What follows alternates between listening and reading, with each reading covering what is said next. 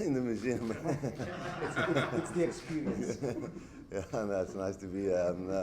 Yeah, yeah, yeah, it's nice to be here, guys. Nice to be here. Great. Just Rassie, with the series one now, obviously we're all just interested what possible changes. Yeah. You obviously want to win through, and will the weather, if it's wet on Saturday, will that make a difference or not? Yeah, I think it's definitely going to be wet on Saturday. It looks like that. So we are going to make a few changes. Not just because we already won the series. But as you say, the weather conditions will play a role, and some guys will probably fit in better in the conditions. And the whole week looks like it's going to be pretty wet. And also, we want to try a few things and put some guys under pressure. So yes, I wouldn't say wholesale changes, but there'll be 4 or 5 changes. Rassie, with any injuries for the second test? No real concerns. I think the only real worry was a bit of a rip of RG, but he seems to be fine, so nothing major. Rassie, when you talk of making changes, does someone like Schalk Brits come more into the reckoning now? Yes, he would be. He would come into the reckoning for this game, definitely. I think it depends starting or from the bench. I think in the key positions, we all seen previous World Cups, 9, 10, hooker, your 5-lock and your 15 is probably where you want to be sure if two or three guys all of a sudden goes down before World Cup, a month before World Cup, do you have those reserves? If you just take the way New Zealand, when they played, I think 2011 with 5 different fly-offs and one guy wasn't even in the camp, so yeah, we'll try and Schalk will be one of those guys which we want to test somewhere. So Rassie, sorry. Go, Stephen. Go, Stephen. Do you see, Schalk is 37 now. Do you see him potentially still playing in the World Cup? He is a bit of a freak of nature, but or do you think the series will be pretty much it? Yeah, Stephen, he's definitely, obviously, his plan was to retire. I think after this weekend, we'll have a good sit down and see where we are in terms of depth and experience. With Chelly Boy and Bongi and Malcolm there, and Akker really doing well now. That's 4 solid hookers and a few other guys who's pushing real hard. And then obviously we wanted to have a look at Bismarck, but the timing just didn't work out. And so I really think Schalk is the kind of guy who can play till he's 38. I think playing one more season wouldn't not be possible. So we'll just have to take stock after this series and make a good decision there.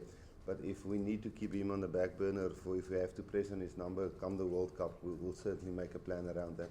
Obviously, you'd have to play Super Rugby.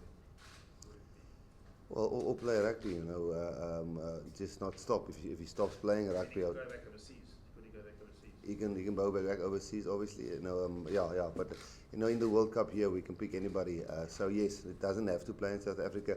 But as I say, Gav, we have to be sure. I'm not, as I sit here, I can tell you 100% sure. Listen, Schalk is going to keep on playing after this Saturday. What he's brought to the party this week in terms of things that some of the other hookers has learned from him, and just the European experience that he has helped some of the younger hookers like Akker tremendously. So if it stops this weekend, then purpose fulfilled.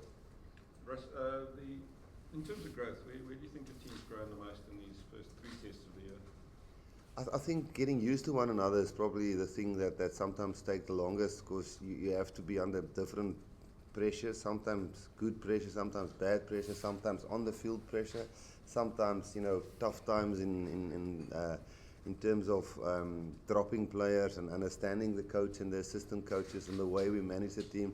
So I think in terms of that, I think we really, I wouldn't say gel, obviously there's some hiccups still, but I think there's a better understanding of the way we want to work and the way we want to operate and handle things. So I think the growth has been in terms of getting used to one another. That's been great. On the field, I think we've definitely improved in areas which we thought previously was some of our weaknesses. We're not great yet, but I think the keying game is getting better. I think the aerial skills is getting better. I definitely think tactically we're more or less getting better. The balance between attack and defense still way off the pace compared to New Zealand and some of the other teams, but slowly getting better. Rassie, were you happy with the impact of the bench from the weekend for the guys that have come on and really impressed you? Yeah, I think everybody is really doing their part. We all knew France would struggle to go more than 40, 50, just the way he plays and move his long-term injury.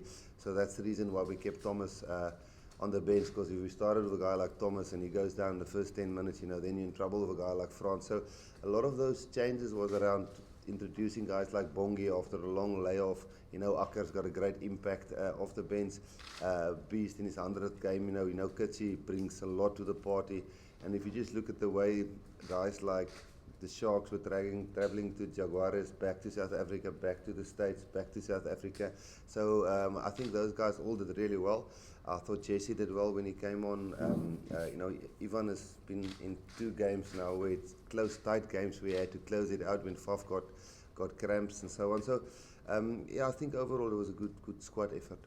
Rassie, the change in the wide channel in the first week and obviously in the second week, it didn't happen again. How do you fix that? What is the problem with that? Oh, I think it's just experience. If you can put a guy in that situation over and over. It's like putting a short putt in your backyard, and it's only you putting that putt. You'll nail it every single time, but you do it in front of 50,000 people under pressure. The only way you get used to that is to feel it under pressure and make those mistakes, and then go do the review, put it again under the same pressure at training sessions, and then just with repeating it, you'll get used to that. So they are young, and they'll get it right over time. And it almost cost us a game, but it almost, those guys who made those mistakes scored some wonderful tries also. So it's for us as coaches to stay calm and trust the guys and give them time to learn from their mistakes. Because did they not start coming right, in the last hour of the game anyway? Yes, I definitely think it got, Gavin, it they was... did have ball to play with. It wasn't as if they had no ball, England. Yes, no, definitely. Look, after 12 minutes, we were at 12 points down. So, and I think if you go and look at the stats, I think the amount of attack both teams had was more or less equal. So we definitely defended also a lot, and they got better and more confident as it went on. So the trick is now to balance the team selection with continuity to give those guys as much chance possible before the World Cup to not make those big mistakes when we're in the World Cup. Great. Is there a possibility also, Rassie, with that to get maybe Esterhuizen and Kriel, try different combinations? Again, you don't want to go and lose all your momentum because you make 10 changes for the sake of making changes, So I think where we will make changes is with the World Cup in mind to test a few things. And obviously Andre and Jesse, he's 2 guys that really played well during Super Rugby.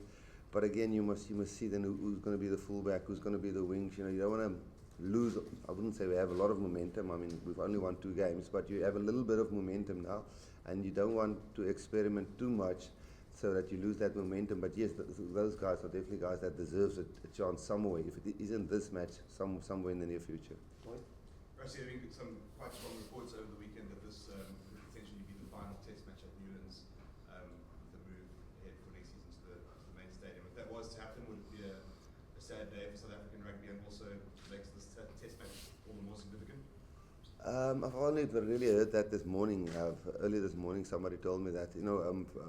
Having coached here and played here a lot, it's a wonderful stadium. It's beautiful, and everybody knows how we feel about tradition in South Africa. But in the same breath, I remember the last game we played in France at the old stadium. We played that game. The last game we played at Cardiff Arms Park, and then we went to the Millennium Stadium, I think they call it now. So, I'm not sure if it's true, what's the reasoning behind it, but whatever it is, Newlands are special. We'll enjoy the occasion either way, if it's the last one or not. So I can't really comment because I don't know the detail, but it's a lovely stadium to play at. A guy like Rob de Peers had sort of 3 weeks stewing on those 5 minutes in Washington. How important is it for him to get another chance to put that right in his own head? Yeah, I think playing well in Super Rugby can also put that right. It's if we're going to give everybody a chance to that was definitely not just his fault that he got charged down there. There were a lot of other things we as a team did wrong to get to that position and put him under that pressure when those 2 kicks were charged down. He's young. He's 24, and he's got a great future ahead of him. There's still 2 or 3 Super Rugby rounds left to play. There's a few guys I feel sorry with. We had a squad of 43 in the beginning, and we're down to 31 or 32 now. And not everybody had a lot of chance. There's 3 or 4 guys that at less than 40 minutes. Some of those things you just can't control. He's a good enough player to get himself back onto the horse. Rassie, you mentioned Super Rugby there, and one of the things that I've sort of felt has been impressive about your game is, I mean, it sounds funny because you're an international team, so it shouldn't be a problem. Just catching the ball shouldn't be a problem. But your skills, the skill levels, I mean, that does seem to be better than it was before. When you're attacking and that, you're not dropping as much ball and that. Is that also down? I know it's down to you guys as well, but also down to the effort that's been made at Super Rugby to get a more sort of attacking game. Yes, Gavin, without a doubt. No, listen to Alistair and the guys who last year started that in Durban, and got the coaches together and chatted about some core fundamentals they want to get right. I've got no doubt that we are getting players more equipped to attack better, and obviously the franchises currently are attacking. I think really well. All the franchises, So and the guys who's playing in Pro 14, the Cheetahs and the Kings, they really try to attack well. So yes, without a doubt, the skill level on attack is really great, and we're just fortunate for South African rugby and Alistair specifically last year starting that role in Durban. Lloyd? Rassie, we've had electric starts in both test matches so far. With the change of conditions now and damper underfoot and probably a bit more sluggish and slow. Are you expecting a bit more of a mechanical test match on Saturday? Yes. Sometimes Cape Town. Sometimes you pitch up there and it's got that 80 minutes of dry weather all of a sudden, and the pitch, what I remember from last, drains pretty quickly. So we might prepare for this wet game, and we might have 80 minutes which is pretty dry. So it's difficult to predict. I think if it's going to be wet and rainy, I think it's going to be typical test match rugby. We would be stupid to try and play a beautiful running game in weather like that.